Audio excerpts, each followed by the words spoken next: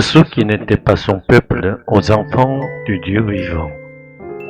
Osée 1, verset 10. Cependant, le nombre des fils d'Israël sera comme le sable du rivage de la mer. On ne pourra ni le mesurer ni le compter, et dans le lieu même où il leur avait été dit, « Vous n'êtes pas mon peuple », on leur dira, « Vous êtes les fils du Dieu vivant ». Le royaume du nord d'Israël, contrairement au royaume du sud, Juda, a vu sa lignée charnelle disparaître entièrement. C'est pourquoi aujourd'hui, les descendants d'Israël sont appelés les Juifs. Or, dans Osée 1, verset 10, Dieu déclare que le nombre des fils d'Israël sera comme le sable de la mer et qu'ils connaîtront une restauration avec les fils de Juda. Nous comprenons alors qu'il ne s'agit pas seulement de descendants selon la chair, mais de descendants spirituels. Aujourd'hui, le véritable Israël, c'est-à-dire l'Église, le peuple choisi de Dieu, est innombrable. Nous qui ne sommes pas des descendants charnels d'Israël, nous étions non-peuple, exclus de l'Alliance. Mais désormais, nous sommes non seulement des sujets sous l'autorité d'un roi, mais aussi les enfants du Dieu vivant. Le véritable prince et princesse de Dieu, le sens originel du mot Israël. Nous devenons ceux qui, avec Dieu, vainquent le monde et surtout qui aiment le monde avec l'amour de Dieu. Nous sommes tous des descendants d'Adam, créés à l'image de Dieu, mais en suivant Adam, nous avons écouté la voix du serpent ancien, symbole de Satan, préférence au mensonge à la vérité de Dieu. Ainsi, nous nous sommes éloignés de Dieu et sommes devenus non-peuple. L'histoire du royaume d'Israël du Nord illustre parfaitement cette réalité spirituelle. À cause de notre péché, nous avons été déçus de notre statut de peuple de Dieu. Mais la grâce de Dieu est inimaginable.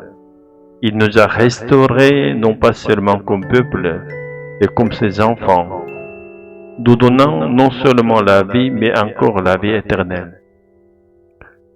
La révélation suprême de cette grâce, c'est la croix de Jésus-Christ. Mais si notre cœur s'endurcit, et nous ne pleurons pas devant la croix et continuons à marcher selon nos propres voies, nous rejetons nous-mêmes la grâce de Dieu. Livrés à nous-mêmes, nous suivrons presque tous ce large chemin qui mène à la perdition. C'est pourquoi Dieu nous a envoyés par la croix de Jésus-Christ, le Saint-Esprit.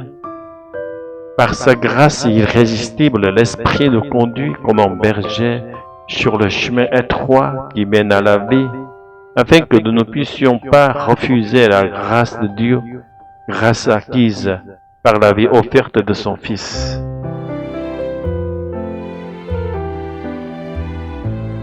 Si aujourd'hui nous sommes devenus enfants de Dieu, si nous jouissons de la paix éternelle et de l'espérance impérissable, ce n'est pas parce que nous avons été assez spirituels ou sages pour choisir ce chemin étroit, mais parce que l'Esprit Saint nous conduit dans l'amour et la grâce de Dieu. Que ce dimanche soit pour chacun une occasion de méditer et de louer Dieu venu à nous par son Esprit. Au nom de Jésus-Christ, Alléluia, Amen. Seigneur Dieu Tout-Puissant, nous te remercions de nous avoir choisis non pour être seulement ton peuple, mais pour devenir des enfants bien-aimés. Merci pour l'œuvre irrésistible de ton esprit qui nous attire vers toi et nous transforme de l'intérieur. Aide-nous à marcher sur le chemin étroit, à vaincre le monde avec ton amour et à refléter ta gloire dans nos vies. Que ton esprit continue de nous guider et de nous remplir de ton amour, de ta paix et de l'espérance éternelle. Au nom de Jésus-Christ, nous prions. Alléluia. Amen. Les versets bibliques. L'action irrésistible de l'esprit qui attire à Dieu. Jean 16, verset 8. Quand il sera venu, il convaincra le monde en ce qui concerne le péché, la justice et le jugement. L'Esprit agit de manière souveraine dans les cœurs. Ceux qui ont été choisis comme enfants de Dieu ne peuvent, en définitive, résister à son appel. Jean 6, verset 44. Nul ne peut venir à moi si le Père qui m'a envoyé ne l'attire. L'Esprit agit comme cette attraction divine qui conduit infailliblement au Christ. L'Esprit qui fait naître de nouveau. Jean 3, versets 5 à 8. En vérité, je te le dis, si quelqu'un ne naît doué d'esprit, nul ne peut entrer dans le royaume de Dieu. Le vent souffle où il veut. Ainsi en est-il de quiconque est né de l'esprit. La nouvelle naissance est l'œuvre souveraine de l'esprit, libre et irrésistible. Tite 3, versets 5 à 6. Il nous a sauvés non à cause des œuvres de justice que nous aurions faites, mais selon sa miséricorde par le bain de la régénération et le renouvellement du Saint-Esprit, il a répandu sur nous avec abondance par Jésus-Christ notre Sauveur. L'amour de Dieu répandu par l'Esprit, Romains 5, verset 5. L'amour de Dieu a été répandu dans nos cœurs par le Saint-Esprit qui nous a été donné.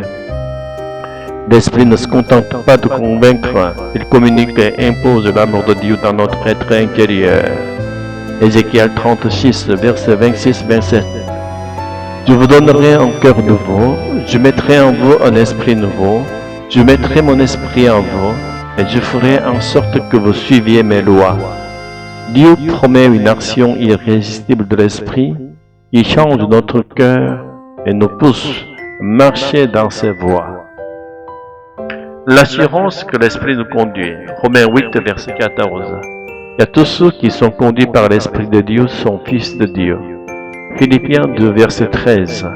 C'est Dieu qui produit en vous le vouloir et le faire selon son bon plaisir.